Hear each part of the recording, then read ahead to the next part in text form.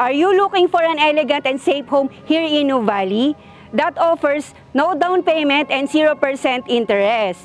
If yes, this video is for you.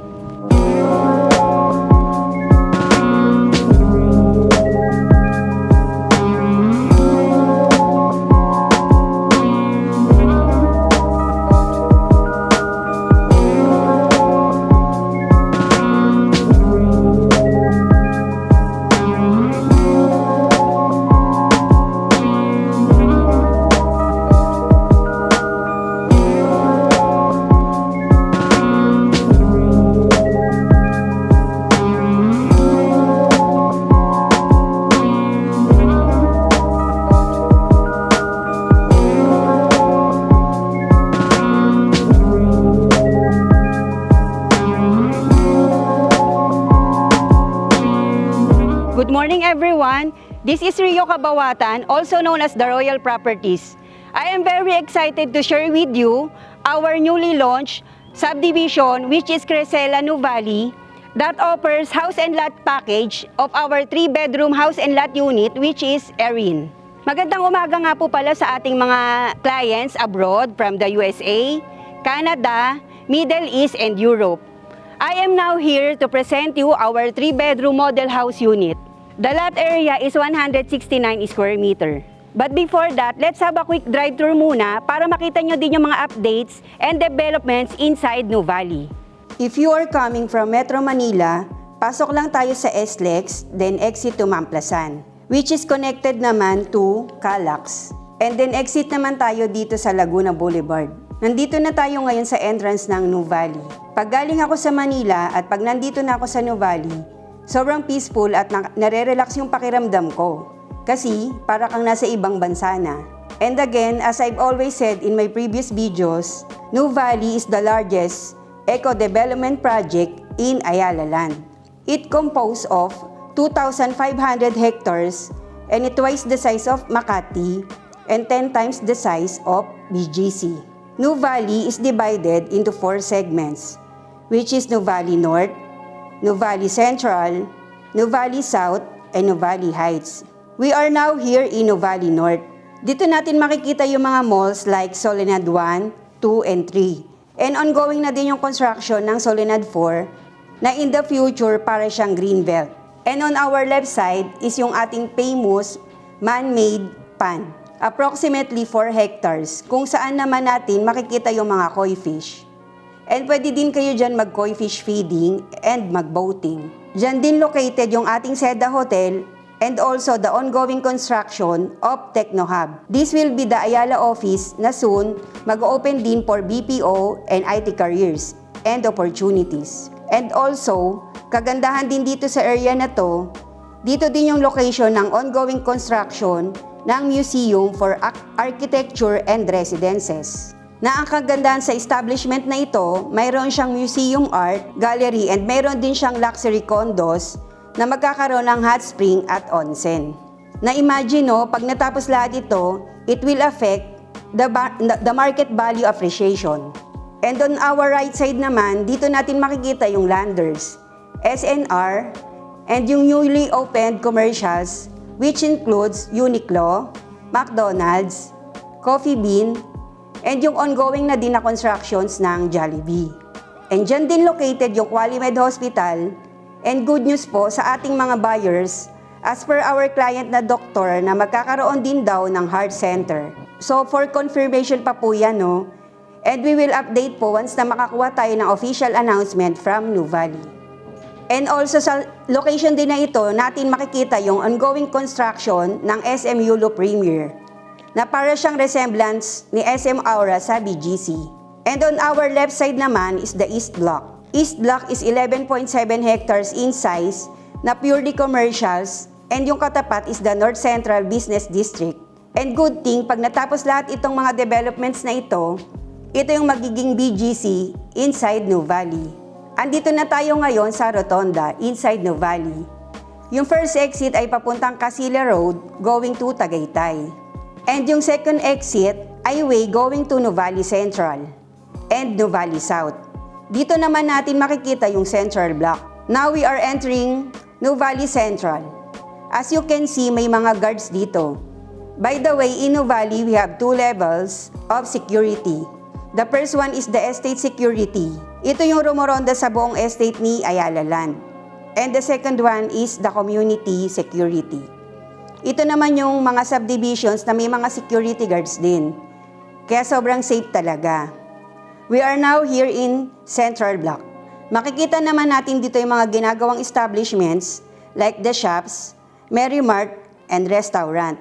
And dito din makikita yung Xavier School, one of the school inside Nuvali. Aside from Xavier School, we also have Miriam College and Everest Academy. And aside from these schools, inside Nuvali, we also have the ongoing constructions ng mga schools outside Nuvali. But very near from Nuvali is the UST. Approximately 40 hectares in size na mas malaki pa daw sa Manila. We also have the ongoing construction of the University of the East. Existing na po ang De La Salle University. And bali-balita din na magkakaroon pa din ng National University dun sa part naman malapit sa SM Yulo Premier. So imagine we have a lots of schools inside Nuvali.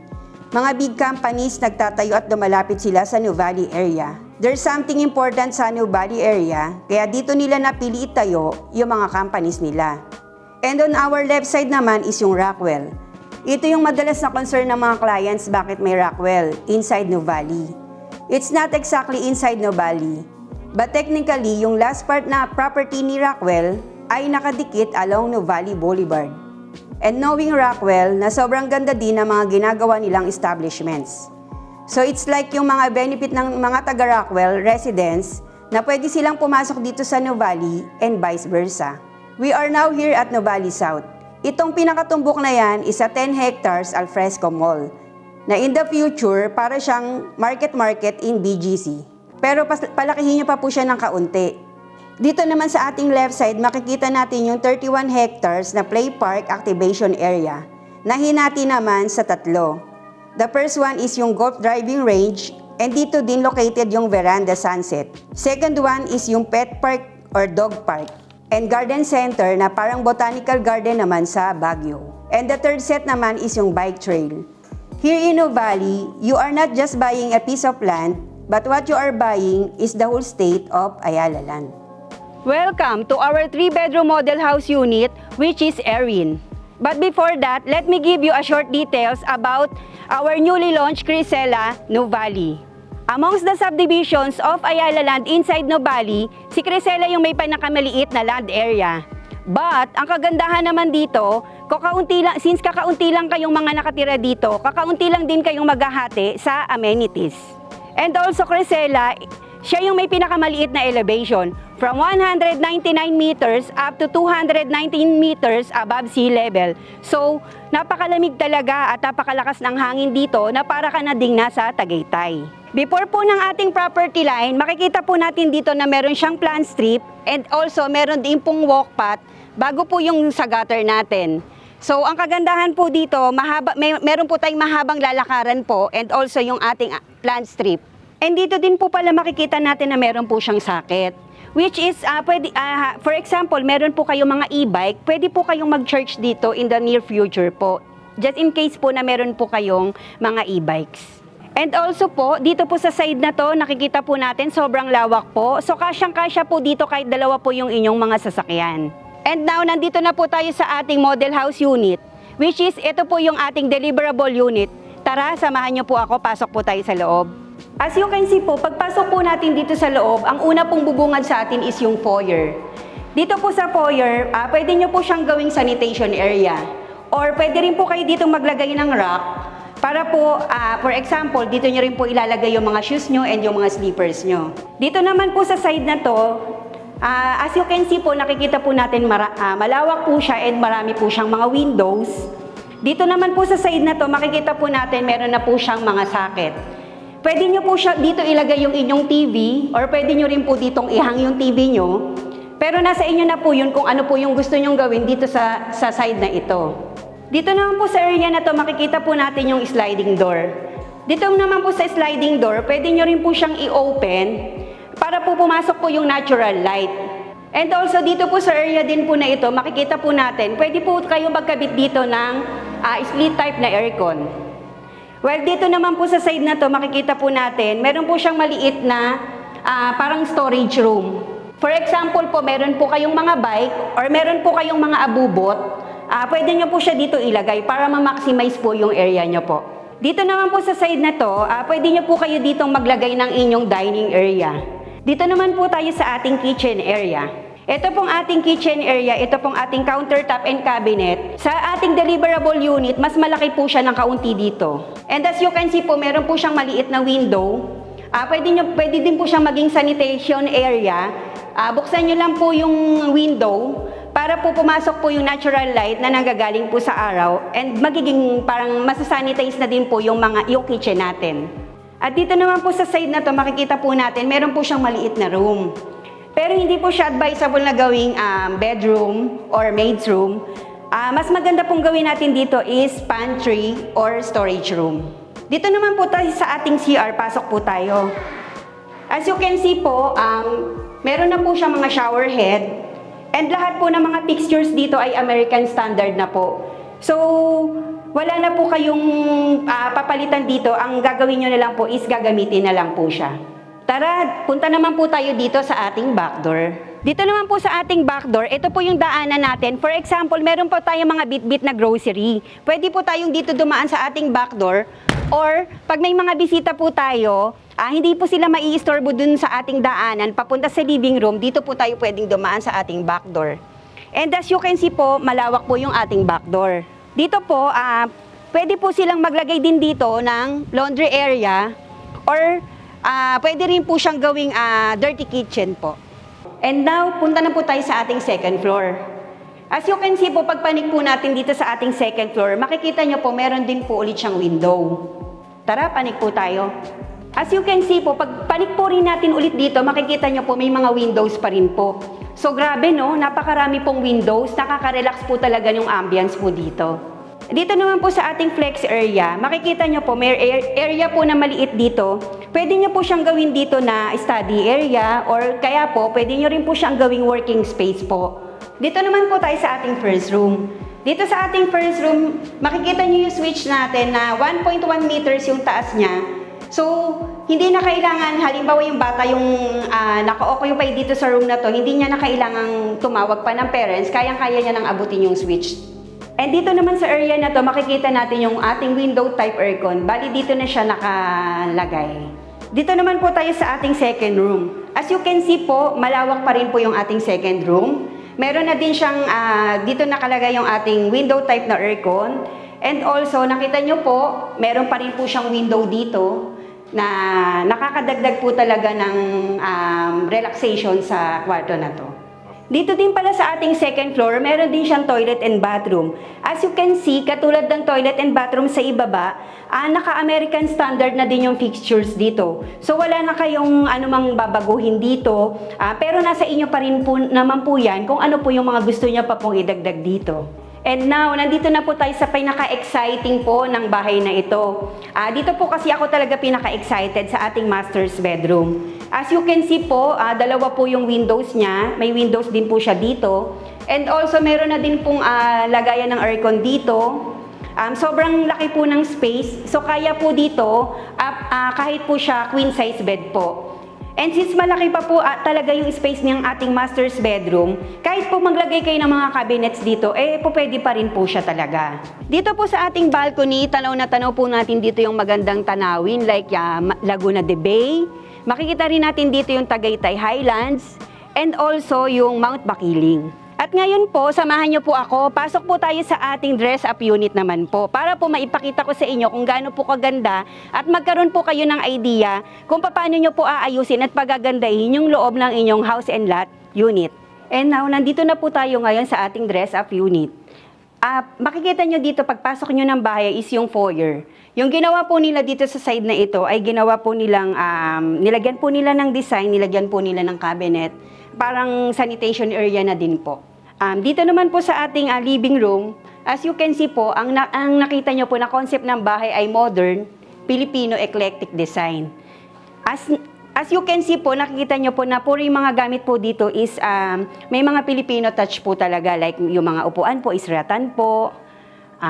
Yung dito naman po, yung sa side po na to, dito po nila, katulad po ng sinabi ko dun sa ating deliverable unit, dito po nilagay nila yung kanilang TV, hinang po nila yung TV nila. And ang kagandahan lang din po, naglagay din po sila dito ng mga cabinet para rin po sa karagdagan na mga design po. At dito naman po, yung ginawa nila sa kanilang sliding door, nilagyan nila ito ng curtain. At dito naman po tayo sa side na to, dito po nila nilagay yung kanilang dining area. Yung dining area po is naglagay sila ng 6-seater. Pero since malaki pa naman po yung space, kung if example, malaking family po kayo, pwede po kayong magdagdag dito up to 8-seater po. At dito naman yung kanilang storage room. Gaya po na sinabi ko kanina, pwede nyo siyang lagyan dito ng mga abubot or just in case na meron kayong bike, pwede nyo siyang ipasok dito para ma-maximize nyo yung mga gamit or yung mga maliliit na abubot na hindi po nakikita. Dito naman tayo sa ating kitchen area. Nakita nyo po yung ginawa nila dito sa kitchen area nila. Naglagay sila dito ng upper cabinet. And gaya po ng sinabi ko dun kanina sa ating deliverable unit, nakita nyo yung ating countertop and yung cabinet na malaki po siya at mahaba. And dito nila naman nilagay yung kanilang gas range. Dito naman sa side na to, nandito yung kanilang, dito nila nilagay yung kanilang ref. At ito naman po, yung ginawa nila dito sa itong maliit na room na sinasabi ko kanina sa ating deliverable unit, nilagyan nila ito ng malaking cabinet na nagsisilbi nilang storage area or pantry area. And now, punta naman tayo sa ating toilet and bathroom. Itong toilet and bathroom naman, as you can see, naglagay sila dito ng mini cabinet. Siguro dito nila ilalagay yung kanilang mga toiletries like mga Colgates, mga shampoos and soaps.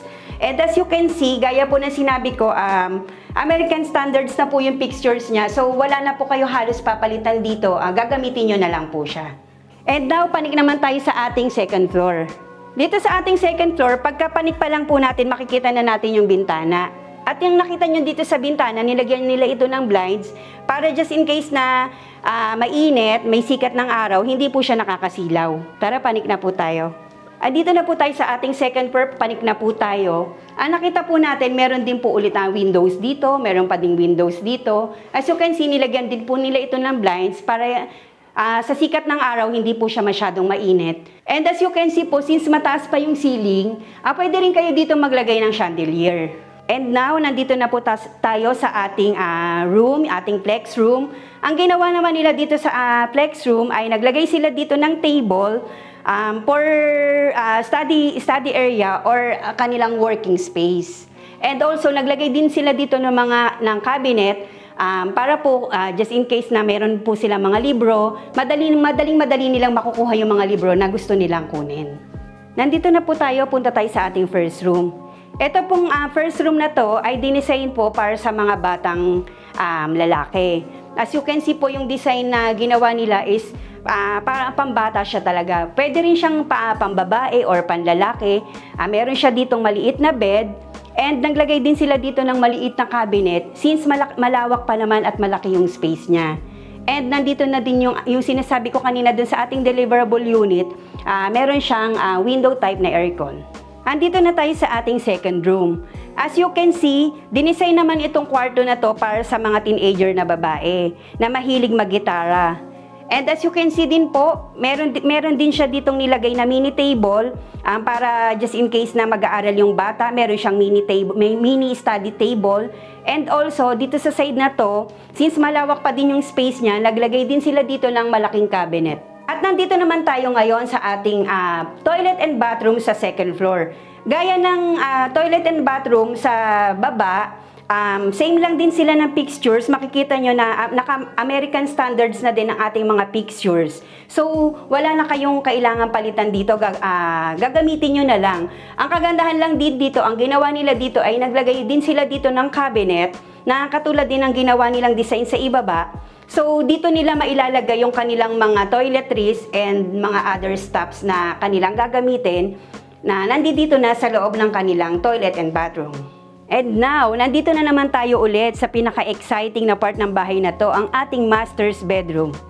As you can see po, mayroon siyang window dito na nilagyan din nila ng blinds. At naglagay din sila dito ng queen size na cabinet. Andito yung kanilang aircon.